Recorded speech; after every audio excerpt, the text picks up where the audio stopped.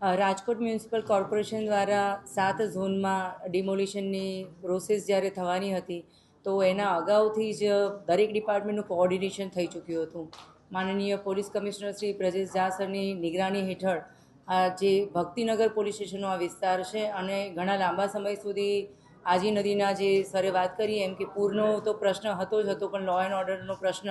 અને અમારો response time જે સાંકડી નાની ગલીઓમાંથી કોઈને મદદ પણ જરૂર હોય તો એ પહોંચાડવામાં પ્રશ્ન રહેતો હતો. તો આની અંદર સૌથી પહેલાં તો લોક દરબાર,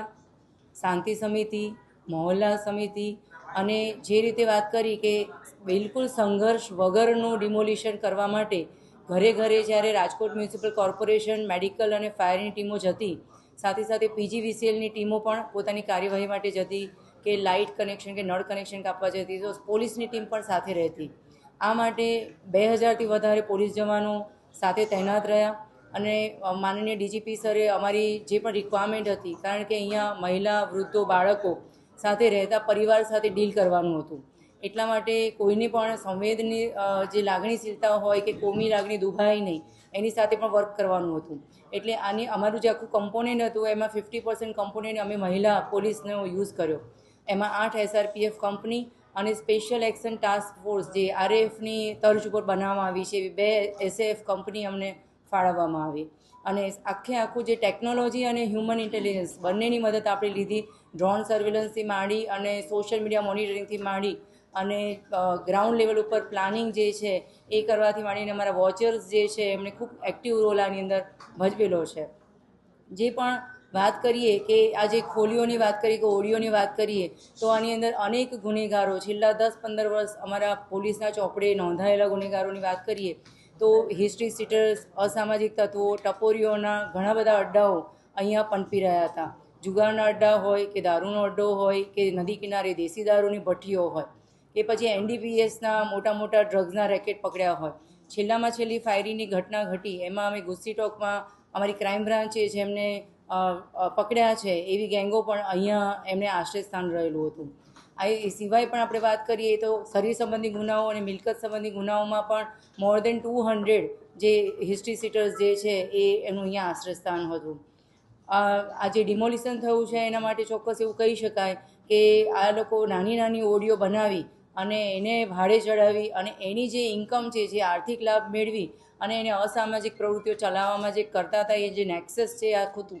તૂટ્યું છે. અને વ્યાજખોરી જે છે કે એ જે પૈસો જે છે એ જે પણ જરૂરિયાતમંદ હોય એને ઊંચા વ્યાજે આપવાનું અને એને આખા વ્યાજના ચક્રમાં ફસાવી અને એનું શોષણ કરવાનું જે ચક્ર છે એ પણ આમાં તૂટશે. આખી સમગ્ર પ્રક્રિયા જે છે એની અંદર અમારી સ્પેશિયલ જે ટીમો હતી, એ ક્વિક રિસ્પોન્સ ટીમ હોય કે પછી અમારું સ્પેશિયલ ઓપરેશન ગ્રુપ હોય કે અમારી ક્રાઇમની ટીમો હોય, એમણે ખભા મળાવીને કામ કર્યું છે. અને સૌથી બેસ્ટ પાર્ટ આનો અહીંયા એ રહ્યો છે કે 14 જેટલા ધાર્મિક સંસ્થાનો પણ હતા અને અત્યારે આપણે જાણીએ છીએ પવિત્ર રમઝાન મહિનો પણ ચાલી રહ્યો છે, એટલે આખા અહીંયા મિશ્ર વસ્તી છે. આખું વસ્તીનું જે સેન્સસ જે છે એ ધાર્મિક રીતે, પ્રાદેશિક રીતે અને અહીંયા પરપ્રાંતીય પણ ઘણા બધા રહી રહ્યા છે. એટલે બધા જ પ્રકારની મિશ્ર વસ્તીની સાથે કોઈને પણ તકલીફ ના પડે એ રીતે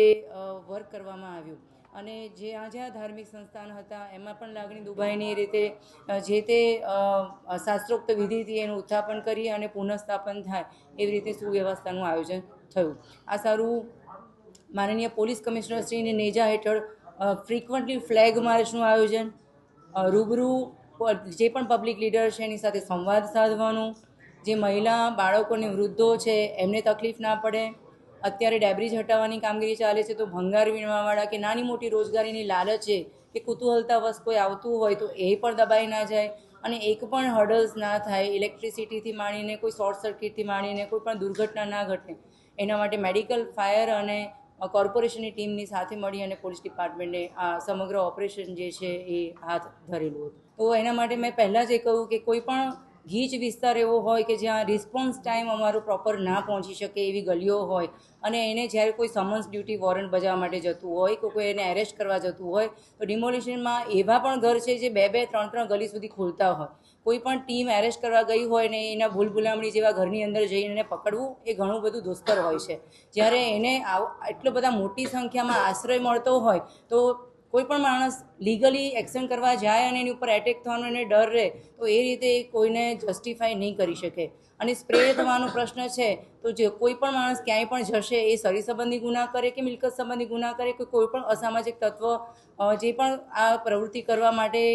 ક્યાંય પણ પ્રયત્ન કરશે તો અમારી ટીમો બધી જગ્યાએ તૈનાત હોય જ છે. ગમે ત્યારે કોઈ પણ એવો પ્રશ્ન હોય તો એક જગ્યાએ ભેગા મળીને સંગઠિત ગુનાઓ અટકાવવા માટે તો ગુસ્સી ટોક લાવ્યા અને એના હેઠળ તમે જુઓ તો છેલ્લા 2 મહિનામાં ક્રાઇમ બ્રાન્ચે ખૂબ જ લોકોને ગુસ્સી ટોકની હેઠળ આપણે પકડ્યા છીએ. અને એના આશ્રય સ્થાન તમે જુઓ તો જ્યારે કોઈ પણ અસામાજિક તત્વ સંગઠિત થાય અને એને જે અંદરથી પોતાને એને શક્તિ મળે અને જે નબળા અને નિર્બળ જે છે એ પોતાની જાતે બિચારા બાપડા જે જગ્યાએ જવામાં જો વિચારતા હોય તો એ જ નેક્સસ તોડવાનું પહેલાં તો એમ છે. સાંજ સમાચાર ફેસબુક પેજને લાઇક કરો, વિડીયો શેર કરો અને વધુ વિગતવાર સમાચાર માટે sanssamachar.net વિઝિટ કરો.